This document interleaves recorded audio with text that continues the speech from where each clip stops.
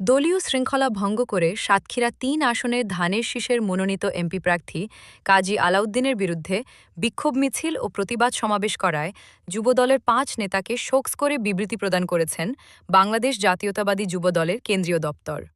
১৯ November বুধবার বাংলাদেশ জাতীয়তাবাদী যুবদলের কেন্দ্রীয় সহ-দপ্তর সম্পাদক মিনাজুল ইসলাম ভূঁইয়া এক স্বাক্ষরিত বিবৃতিতে এ তথ্য নিশ্চিত করা হয়েছে।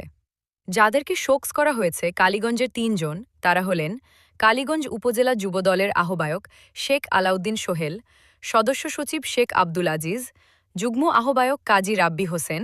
এবং আশাশুনিতে ২ জন, তারা হলেন আশাশুনি উপজেলা যুবদলের সিনিয়র যুগ্ম আহ্বায়ক হাফিজুল ইসলাম ও যুগ্ম আহ্বায়ক ফিরোজ আহমেদ জজ।